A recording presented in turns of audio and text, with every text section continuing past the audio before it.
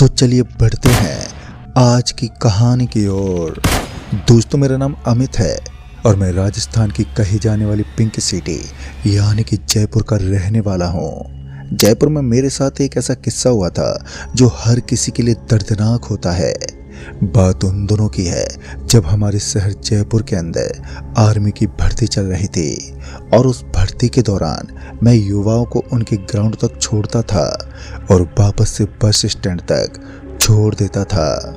ऐसा करने से मुझे काफ़ी अच्छी रकम मिल जाती थी, इसलिए मैं हमेशा शाम को अपनी ऑटो रिक्शा लेकर बाजार के लिए निकल जाता था और फिर युवाओं को ग्राउंड तक छोड़कर कष्ट करता था।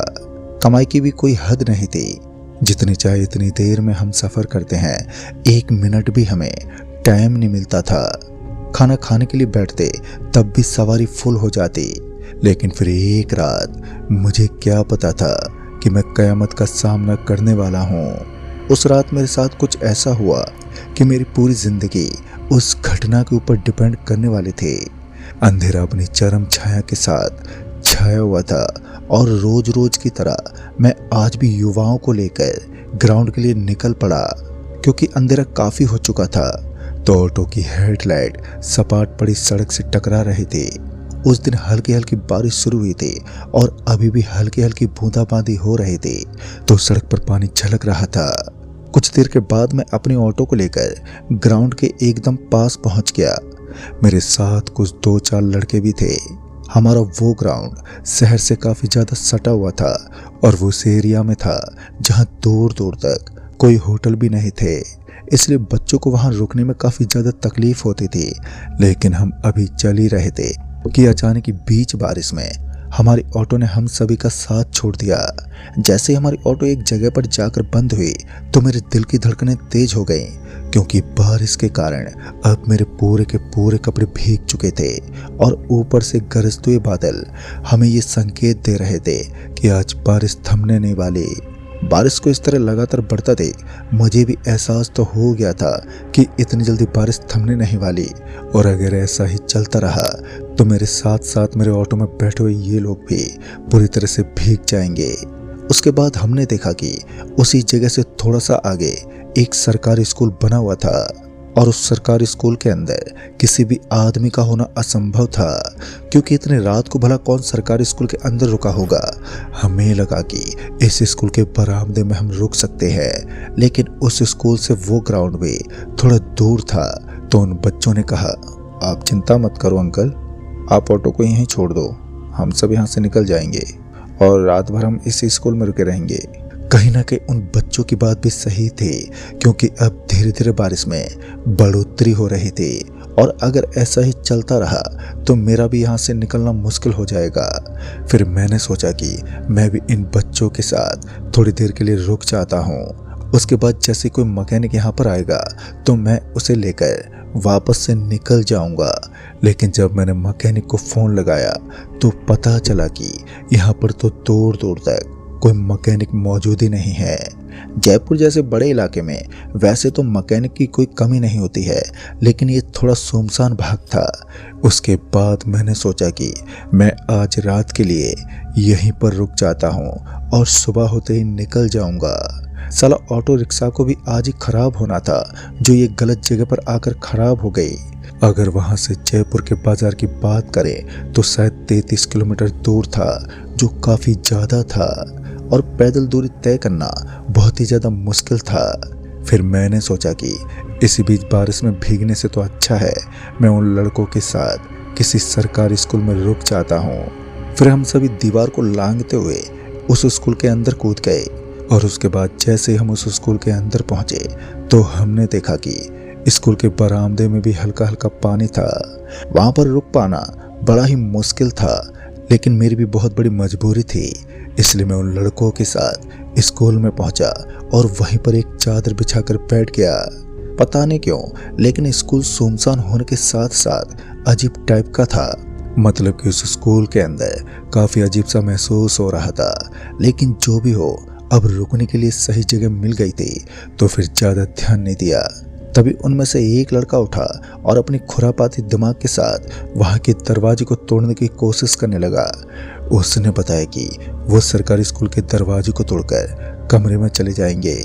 कहीं ना कहीं मुझे भी उन बच्चों की बात बिल्कुल सही लगी, क्योंकि इस भयानक ठंड से बचने का अब यही एक रास्ता था। ऊपर से बारिश हो रही थी और इन दोनों मौसम भी ठंड का ही रहता था। फिर मैंने उस लड़के से कहा, कोई बात नहीं, तुम ताला तोड़ दो, वैसे भी इतनी रात को कौन ध्यान देगा, बगल में जो घर है वो भी मुझे सुनसान ही लगता है। फिर हम सभी ने मिलकर उस दरवाजे को तोड़ दिया, लेकिन फिर हमें पता चला कि ये तो ऑफिस का ही रूम था और उस रूम के अंदर हमें काफ़ी सारी चादरें नजर आई। सभी ने चादर उठाई और एक एक लेकर वहाँ से निकल पड़े। मैंने भी ऐसा ही किया। फिर हम दूसरे दरवाजे के पास पहुँचे और उस दरवाजे को भी हमने एकदम से तोड़ दिया। इस बार हमने उस स्कूल के स्टाफ रूम का दरवाज़ा तोड़ा तो वो मेरे लिए एक सही जगह भी थी, लेकिन अब हमारे सामने एक मुसीबत ये भी आ गई थी कि हमें भूख लग रही थी। लेकिन अफसोस की बात ये थी कि यहाँ चारों तरफ कोई ढाबा नहीं था जहाँ जाकर हम खाने की सुविधा कर सकें। फिर हमने सोचा कि आज रात हम ऐसे ही रह जाएंगे। उसके बाद सभी अपनी अपनी जगह पर एकदम सही तरह से जब्त हो गए। मैं भी एक दरी को बिछाकर वहीं उस रूम के अंदर पड़ी एक टेबल के पास में लेट गया। उसके बाद ना जाने कब मेरी आंख लग गई, मुझे पता ही नहीं चला। उसके बाद जब मेरी आंख खुली तो मैंने देखा कि अंधेरा हो रहा था और उस रूम में पूरी तरीके से सन्नाटा पसरा हुआ था। उस जोरदार पसरे हुए सन्नाटे से तो ऐसा लग रहा था मानो यहाँ आजू बाजू में कोई है ही नहीं। फिर मैंने अपना मोबाइल उठाया और टॉर्च की रोशनी से इधर उधर देखने लगा, लेकिन मैं ये देखकर बुरी तरीके से हैरान हो चुका था कि अब मेरे अलावा मुझे वहाँ कोई नज़र ही नहीं आ रहा था। सारे के सारे लड़के अपने अपने बिस्तर को छोड़कर जा चुके थे। मुझे कुछ भी समझ में नहीं आ रहा था कि भला ऐसे कैसे हुआ। बीच बारिश में वो सारे लोग कहाँ चले गए। इसलिए मैं उठा और फिर धीरे धीरे दरवाजे के पास पहुंचा, और जब मैं दरवाजे के पास गया तो उसके बाद मैंने देखा कि दरवाजे के बाहर भी मुझे कोई दिख नहीं रहा था। तभी वो दरवाज़ा एकदम से बहुत ज़ोर से बंद हो गया। दरवाज़ा बंद होते ही मैं 2 कदम पीछे खिसक गया और वो दरवाज़ा इतना ज़्यादा ज़ोर से बंद हुआ था कि मुझे कुछ भी समझ में नहीं आया। फिर मुझे उस स्टाफ रूम के अंदर से अजीब अजीब सी आवाज़ें आने लगी, जैसे वो कोई बच्चा रो रहा हो। मैं धीरे से हकलाते हुए बोला, कौन है यहाँ पर? लेकिन सामने से किसी की आवाज़ नहीं आई और अब मैं पूरी तरह से कंफर्म हो गया था कि यहाँ कुछ तो गड़बड़ चल रही है, जिस वजह से मेरे हाथ पैर में कंपन होने लगी। फिर से मैंने दरवाजे को खोलने की कोशिश की, लेकिन अब वो दरवाज़ा पूरी तरह से जाम हो चुका था। मैंने पूरी ताकत लगाई लेकिन वो खुल ही नहीं रहा था। मेरी सांस भी अब ऊपर नीचे होने लगी, क्योंकि आज से पहले मैंने कभी भी इतने भयानक खतरे को महसूस नहीं किया था। डर से मेरे दांत आपस में कटकटाने लगे थे और तभी पीछे से किसी ने मेरे कंधे पर अपना हाथ लगाया। जैसे ही मैंने उस ठंडे ठंडे हाथ को महसूस किया तो मैंने अपनी गर्दन को पीछे की तरफ घुमाया, और जब मैंने पलटते हुए पीछे की ओर देखा तो उस चेहरे को देखकर मैं बहुत ही बुरी तरह से डर गया। खून से सना हुआ वो चेहरा जिसके ऊपर गड्ढे बने हुए थे, और इस भयानक नज़ारे को देखकर मैं अपने आप को रोक ही नहीं पाया और मैं बहुत जोर से चिल्लाया। मेरी चीख इतनी तेज थी कि मेरी आवाज़ उस कमरे की दीवारों से आपस में टकराने लगी। तभी किसी ने मेरा हाथ पकड़ा और मुझे हिलाने लगा। मैंने एकदम से अपनी आँख खोली तो मुझे महसूस हुआ कि मैं एक बहुत ही बुरा सपना देख रहा था और अब मैं उस सपने से बाहर था। तभी उन लड़कों ने कहा, ये स्कूल बड़ा अजीब है और यहाँ पर कुछ तो ऐसा है जो हम सभी समझ नहीं पा रहे हैं। तभी मैंने देर रात उन सभी को उस पूरे सपने के बारे में बताया, और उस अंधेरी रात में वो सभी मेरे सपने को सुनकर डर गए थे। लेकिन फिर मैंने उन्हें समझाते हुए कहा कि ये सिर्फ सपना ही है और हम किसी अलग जगह पर जाते हैं तो ऐसा सपना आना लाजमी सा होता है। मैं तो इस बात को समझकर अपने आप को राहत दे सकता था, लेकिन उन लड़कों ने जो देखा था वो एक असलियत थी। उन्होंने बताया कि उन्हें दरवाजे के पास कोई दिखाई दिया था। उनमें एक लड़का था जिसका नाम मयंक था। सच में वो लड़का बड़ा साहसी था। वो उस दरवाजे के पास गया और बोला, अरे भाई, तुम लोगों को ज़रूर कोई वहम हुआ है, यहाँ ऐसा कुछ नहीं है। फिर वो लड़का वापस से आकर हमारे पास बैठ गया। हम सभी काफ़ी डरे हुए थे और ऊपर से तो मुझे बहुत जोर का टॉयलेट लगने लगा था, तो मुझे किसी भी हालत में उस दरवाजे को खोलकर बाहर जाना था। फिर मैं उठा और दरवाजे को खोलने लगा। दरवाजा तो बड़े आराम से खुल गया, लेकिन बाहर जाने से मुझे काफी डर लग रहा था। लेकिन फिर किसी तरह मैंने हिम्मत जुटाई और अपनी जगह से खड़ा होकर उस दरवाजे से बाहर की तरफ जाने लगा, क्योंकि उस समय बारिश भी पूरी तरीके से थम चुकी थी और मैं आराम से टॉयलेट करने के लिए निकल सकता था। फिर मैं बाहर निकला और टॉयलेट करने लगा। इसी बीच मुझे ऐसी अजीब सी चीज का एहसास हुआ, जिसे सुनकर मेरे शरीर में एक सनसनी सी मच गई। एक ही सेकंड के लिए मुझे ऐसा लगा कि कोई मेरे पीछे से बहुत तेज गति से निकल गया हो, लेकिन वो कौन था और इतनी जल्दी कैसे निकल गया, मैं इसी सोच में पड़ गया। पहले तो मैंने अपने आजू बाजू में देखा तो मुझे कोई भी नजर ही नहीं आया। फिर मुझे लगा कि इस अनजानी जगह पर आकर मेरे ही मन में अजीब तरह का एक डर बैठ गया होगा। उसके बाद मैं हल्का सा मुस्कुराया और फिर चुपचाप वहां से निकलने लगा। अभी मैं निकल ही रहा था कि तभी मुझे एक बार फिर आवाज आई, अरे भैया जी जरा रुकिए, वो क्या है कि मेरा घर यहाँ से थोड़ी दूर है, तो क्या आप मुझे थोड़ा आगे तक छोड़ देंगे? मैं अभी बस से उतर के यहाँ तक ही पहुंची हूँ। जब मैंने पीछे मुड़कर देखा तो मेरी नज़र एक महिला पर टिक गई। जैसे मैंने उस महिला को सरकारी स्कूल में देखा तो मुझे ये बात समझ में नहीं आई कि वो औरत अगर बस से उतरकर यहाँ आई है तो वो सरकारी स्कूल में क्या कर रही है। मैंने बड़े ताज्जुब से उस औरत को कहा, लेकिन आप तो बस से उतर कर आई हैं, फिर इस सरकारी स्कूल में भला आपका क्या काम? मैंने इतना कहा ही था कि उस औरत ने कहा, वो क्या है कि मुझे अकेले में काफ़ी डर लगता है और मुझे स्कूल का गेट भी खुला हुआ दिखा और आप भी टहलते हुए नजर आ गए, लेकिन मैं और वो सभी लड़के तो दीवार के ऊपर से फांद कर आए थे। फिर वो दरवाज़ा किसने खोला, क्योंकि वो दरवाज़ा तो खुला हुआ था। फिर मैंने सोचा कि उन्हीं में से किसी ने खोल दिया होगा और ना चाहते हुए भी मुझे उस महिला को हाँ करनी पड़ी कि मैं आपको घर तक छोड़ दूंगा, क्योंकि उसने बड़ी उम्मीद के साथ मुझे आगे तक छोड़ने को कहा था। उसके तुरंत ही बाद मैंने उस महिला से पूछा, लेकिन आपका घर है कहाँ? तो उसने बताया कि यहाँ से ठीक आगे वाले मोहल्ले में एक बड़ी सी हवेली है और उस बड़ी पुरानी हवेली के पास उनका घर है। फिर मैंने उस महिला से कहा, चलिए कोई बात नहीं, मैं आपको घर तक छोड़ देता हूँ। इतना कहकर वो महिला मेरे आगे आगे चलने लगी और मैं जस्ट उसके पीछे पीछे। अब हम दोनों करीब 5 मिनट तक पैदल ही चलते रहे, लेकिन अभी भी उसका घर नहीं आया।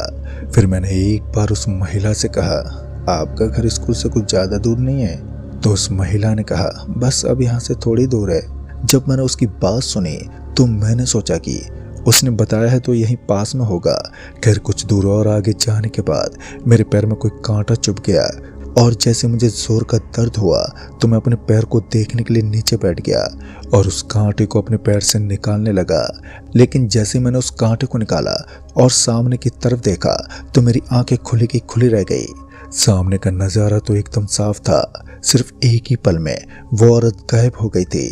इस वक्त मैं इतना ज़्यादा डर गया था कि मेरे मुंह से कोई आवाज़ तक नहीं निकल पाई। तभी मेरे कान में किसी की हल्की सी आवाज़ आई, तुमने उस स्कूल में जाने की बहुत ही बड़ी गलती कर दी है और तुम्हें वो गलती भुगतनी होगी। इतना सुनते मैं उल्टे पैर भागने लगा और फिर सीधा उस स्कूल में पहुंचा, क्योंकि वहां जाने के अलावा अब हमारे पास कोई चारा नहीं था। उसके बाद मैं सीधा भागते स्कूल में गया तो मैंने देखा कि उस स्कूल के बाहर सारे के सारे युवा लड़के अब वहां से निकल चुके थे, यानी कि अब मैं अकेला बच गया था। मैंने 1-2 बार चारों तरफ देखा, लेकिन मुझे कोई भी नजर ही नहीं आया। न ही उस कमरे के अंदर कोई नजर आ रहा था और न ही कहीं दूर दूर तक कोई दिखाई दे रहा था। इसी बीच उस कमरे का दरवाजा पता नहीं क्यों लेकिन एकदम से बंद हो गया और उस दरवाजे के बंद होते ही मेरा पूरा बदन थर थर कांपने लगा, क्योंकि कुछ तो यहाँ था जो मुझे अपनी माया में फंसाना चाहता था। मैंने बहुत ही कोशिश की, लेकिन बहुत जोर से खींचने के बाद भी वो दरवाज़ा मेरे हाथों के जोर से नहीं खुल पाया, जिससे ये साफ हो रहा था अगर मेरी मोटी चमड़ी इसे नहीं खोल पाई तो उस दरवाजे के पीछे कुछ तो अजीब है। काफ़ी देर कोशिश करने के बाद मैं थक गया था, इसीलिए मैं वहीं उसी दरवाजे के पास बैठ गया। पर उस बहुत ही जोरदार और गहरी ठंड के बावजूद भी मेरा पूरा शरीर किसी आग की तरह तपने लगा। पसीना अब मेरे सर से बहता हुआ मेरे पैरों तक पहुंच गया था। तभी मेरे कान में मुझे किसी की आवाज़ आने लगी और ये आवाज़ मैंने पहले भी कहीं सुनी थी। इस खबर को सुनकर मुझे अपने मौत का अंदाज़ा तक होने लगा था। तभी मुझे एक आवाज़ आई, तुम सब ने इस स्कूल में आकर अपनी मौत को बुलावा दिया है, अब तुम्हें कोई नहीं बचा सकता। एक तरफ मैं जहां लगातार डर कर बेहाल हो चुका था, तो वहीं उन लड़कों का अभी तक कोई ठिकाना ही नहीं था कि आखिर वो लोग कहाँ गए होंगे। मेरे दिमाग भी अब डर और खौफ की दुनिया से भर चुका था। मुझे तो कुछ भी समझ में नहीं आ रहा था। फिर मुझे याद आया कि उन सब के पास एक बैग था। अगर वो इस कमरे में है तो उन सभी के बैग यहीं पर हैं। अगर वो बैग यहाँ से गायब है तो वो सभी यहाँ से जा चुके होंगे। फिर मैंने अपना मोबाइल उठाया और उसकी टॉर्च लेकर एक बार फिर उसी स्टाफ रूम में इधर उधर भटकने लगा, पर मैंने देखा कि वहाँ तो कोई बैग भी नहीं था। और इससे ये बात साफ जाहिर हो रही थी कि हो ना हो अब वो लड़के मुझे यहाँ अकेला छोड़कर यहाँ से निकल चुके हैं और मुझे अकेले उन खतरों से खेलकर बाहर जाना होगा। फिर मैंने अपनी तरफ से पूरी ताकत लगाई और एक बार फिर उस मजबूत दरवाजे को खोलने की कोशिश करने लगा, लेकिन मेरी पूरी ताकत एक बार फिर से विफल हो गई। तभी मुझे पीछे की तरफ से एक बहुत जोरदार धक्का लगा और मैं धड़ाम से नीचे गिर पड़ा। और इस वक्त तक मैं पूरे तरीके से हताश हो गया था। मेरी पूरी ताकत अब काम करना बंद कर चुकी थी। मैं फिर से उठने लगा। तभी मेरे कान में एक आवाज़ आई, तुम यहाँ से बाहर मेरी मर्जी के बिना नहीं जा पाओगे। जब मैंने इस आवाज़ को सुना और अपने आजू बाजू में देखा, पहले तो मुझे वहाँ कोई भी नज़र नहीं आया और उसके बाद मेरी नज़र ऊपर की तरफ लटकते हुए पंखे पर पड़ी तो वहाँ एक औरत बैठी हुई थी। उस औरत ने बड़ी डरावनी आवाज़ में कहा, तुम्हें मेरा एक काम करना होगा। अगर तुम उस काम को करने में पूरी तरह से सफल रहे तो मैं तुम्हें यहाँ से जिंदा बाहर निकाल दूंगी, और अगर तुम उस काम को पूरा नहीं कर सके तो फिर तुम्हारी लाश को इस स्कूल के कुएं में दफना दिया जाएगा। ये सुनकर तो मैं डर गया था, लेकिन इसके अलावा मेरे पास दूसरा कोई रास्ता भी नहीं बचा था। उसके बाद ना चाहते हुए मैंने उस औरत को हामी भर दी। फिर उस औरत ने बताया कि इस कमरे के अंदर एक पुरानी खटारा अलमारी में एक बोरी को रखा गया है और मुझे किसी भी हालत में उस बोरी को इसी सरकारी स्कूल में मौजूद एक काले पानी के कुएं तक पहुंचाना है और उस कुएं के अंदर ही इस बोरी को फेंक देना है। फिर मैं उस अलमारी के पास गया और वो पहले झटके में ही खुल गई। मैं उस बोरी को देखने लगा तो मैंने देखा कि अलमारी के अंदर सच में एक बोरी रखी हुई थी और उस बोरी के अंदर कुछ था जो काफ़ी ज़्यादा भारी था। किसी तरह मैंने उस बोरी को उठाया और फिर उस स्टाफ रूम से बाहर जाने लगा। इस पर जब मैंने दरवाजे को हाथ लगाया तो दरवाज़ा एकदम से अपने आप ही खुल गया। दरवाजे को इस तरह खुलता देख मैं समझ गया कि यह उसी काली डायन का प्रकोप है। फिर मैं झट से उस दरवाजे से बाहर निकला और वहां से निकलने लगा। उस औरत ने बताया था कि वो कुआं यहाँ से ज़्यादा दूर नहीं है। मैं उस बोरी को घसीटते हुए उस कुएं की ओर बढ़ने लगा। फिर कुछ दूर आगे जाने के बाद मेरी तरफ से एक कुत्ता भागता हुआ आया। पहले तो मैंने उस बोरी को दूसरी तरफ रखा और उसके बाद उस कुत्ते की तरफ एक पत्थर को उठाने लगा, लेकिन इससे पहले वो कुत्ता एकदम से छटपटाने लगा।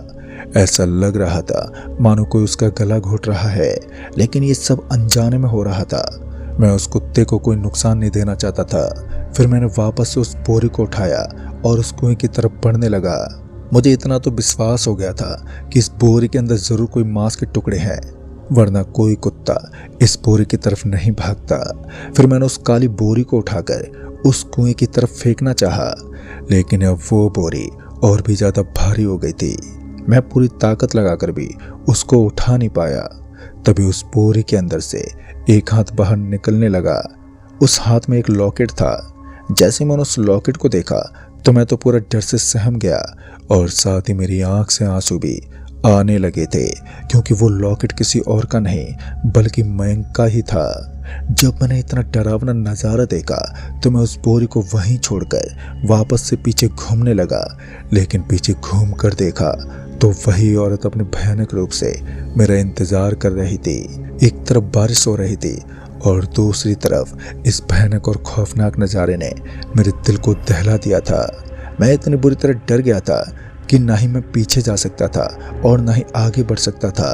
फिर उस औरत ने एक भयानक आवाज़ में कहा, तुम्हें उस बोरे को उस कुएं के अंदर फेंकना है। अगर तुम ऐसा नहीं कर पाए तो मैं तुम्हें भी इस कुएं में फेंक दूंगी।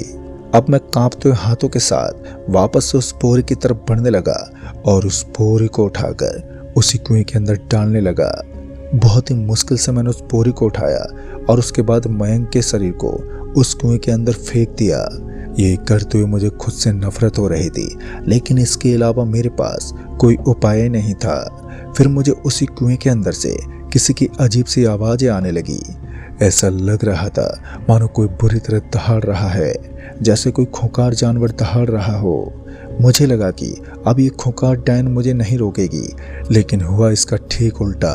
अब उसने मेरे चारों तरफ एकदम से परिक्रमा लगाना शुरू कर दिया, मानो कि अब मेरी बारी है। मैं अपने शरीर को इधर से उधर घुमाता रहा और अब मुझे भी चक्कर आने लगे थे। लेकिन इसी बीच मैंने सर पर दौड़ लगा दी और उस सरकारी स्कूल का वो दरवाज़ा एकदम पास ही था। तो उसके बाद ही मैं सही समय पर उस दरवाजे को पार करके वहाँ से निकल गया। दोस्तों, ये मेरी जिंदगी का इतना डरावना नज़ारा था जिसे मैं आज तक नहीं भूल सका। उसके बाद मैं लगातार 10 किलोमीटर तक पैदल भागता रहा, क्योंकि उस चीज़ का डर मेरे अंदर इस कदर बैठ गया था कि मेरे पांव थमने को बिल्कुल तैयार ही नहीं थे। किसी तरह मैं अपने डरते कांपते शरीर के साथ एक सही जगह पर पहुंचा, जहां पर एक ढाबा बना हुआ था। मैं उस ढाबे पर पहुंचकर वहां के लोगों को सारी बात बताने लगा। तब जाकर उन लोगों ने बताया कि कई साल पहले भी उस स्कूल में एक आदमी की जान चली गई थी। कहते हैं वो आदमी लापता हो गया, लेकिन कुछ लोग ये भी दावा करते हैं कि उस आदमी को किसी औरत ने जिंदा काट दिया था और उसके बाद उस स्कूल के कुएं के अंदर रहने वाले शैतान को डाल दिया। कहते हैं वो डायन उस शैतान की साधना करती है। कहते हैं सरकारी स्कूल में सालों पहले एक मैडम हुआ करती थी। वो मैडम उसी राक्षस की साधना करती थी।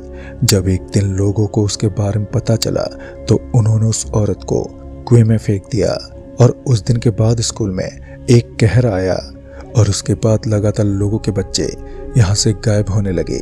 उस कुएं के अंदर से मांस के सड़ने की बदबू आने लगती। दोस्तों, मुझे नहीं पता कि इस बात में कितना विश्वास है, लेकिन उस दिन के बाद मयंक कभी नहीं मिला और मैंने भी आज तक उस सड़क की तरफ सफर ही नहीं किया। तो दोस्तों, इस कहानी में बस इतना ही। कहानी आपको पसंद आई हो तो वीडियो को लाइक शेयर जरूर कर दें और साथ ही हमें नीचे कमेंट बॉक्स में जरूर बताएं। जल्द ही मिलूंगा ऐसी एक और नई कहानी के साथ। तब तक के लिए बाय एंड टेक केयर।